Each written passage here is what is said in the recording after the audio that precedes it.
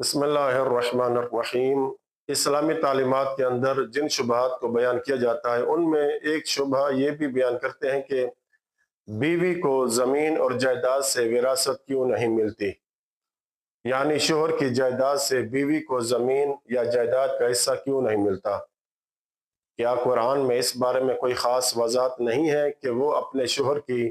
جائیداد میں سے ایک معین حصہ وراثت میں پاتی ہیں بغیر کسی استثناء کے؟ تو اس کا جواب برنامج موسوعۃ الاسئلۃ العقائدیہ کے گروپ میں موجود علماء کرام نے اس طرح دیا اور فرماتے ہیں کہ آپ پر یہ بات مخفی نہیں ہے کہ کسی بھی فقہی حکم کا استنباط کرتے وقت صرف قرآن پر انحصار نہیں کرنا چاہیے، کیونکہ قرآن میں بہت ساری چیزیں عام، مجمل، مطلق اور متشابہ ہوتی ہیں، اور ان کی تفصیل و تخصیص اور قیود و محکمات کی وضاحت سنت شریفہ کے ذریعے ہوتی ہے، جو ہمارے عقیدہ کے مطابق ائمہ معصومین علیہ السلام کے اقوال، افعال اور تأسیسات پر مبنی ہے۔ یہی بات قرآن نے خود بیان کی ہے۔ سورہ نحل آیت 44 میں اللہ فرماتا ہے وَأَنزَلْنَا إِلَيْكَ الذِّكْرَ لِتُبَيِّنَ لِلنَّاسِ مَا نُزِّلَ إِلَيْهِمْ، یعنی پیغمبر اکرم صلی اللہ علیہ وآلہ وسلم اور آپ کے ائمہ معصومین علیہ السلام کا کام اللہ کی طرف سے نازل کردہ احکام کی تفصیل بیان کرنا ہے۔ اسی طرح عورت کی وراثت کے حوالے سے قرآن میں جو آیات آئی ہے ان میں یہ ذکر ہے کہ مردوں کو عورتوں کے مقابلے میں زیادہ وراثت ملتی ہے، جیسا کہ سورہ نساء آیت 12 میں اللہ فرماتا ہے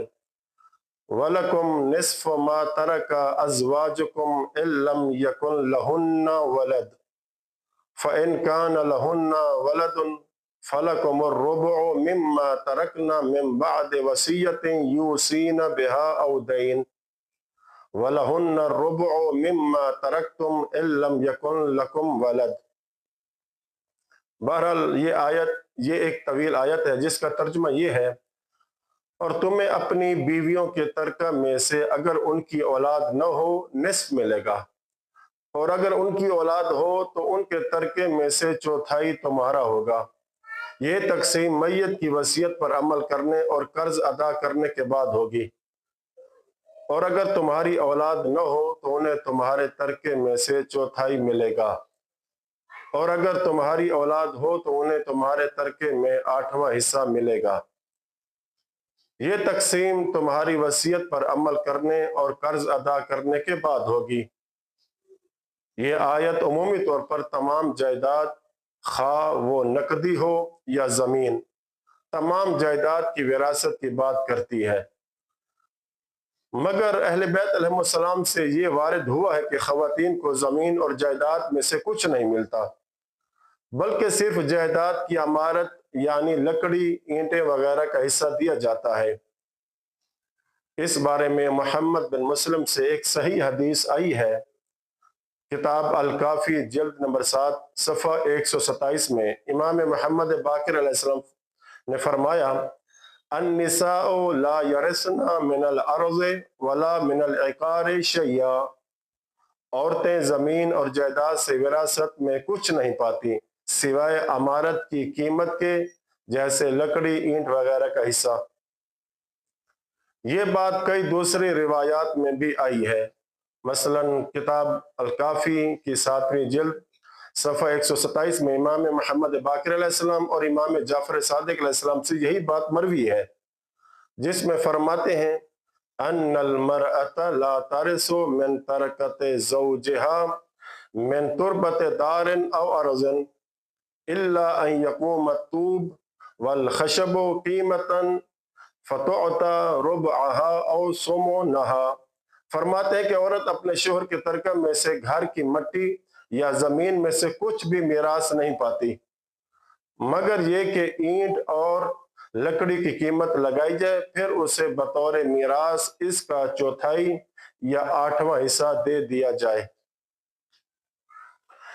لہٰذا جب قرآن کی عمومی آیت کو متواتر روایات سے تخصیص دی جاتی ہے تو یہ کوئی نیا اجتہادی عمل نہیں ہوتا، اس بات کو اہل سنت کے بعض علماء نے بھی تسلیم کیا ہے، جیسے کہ احکام للعامدی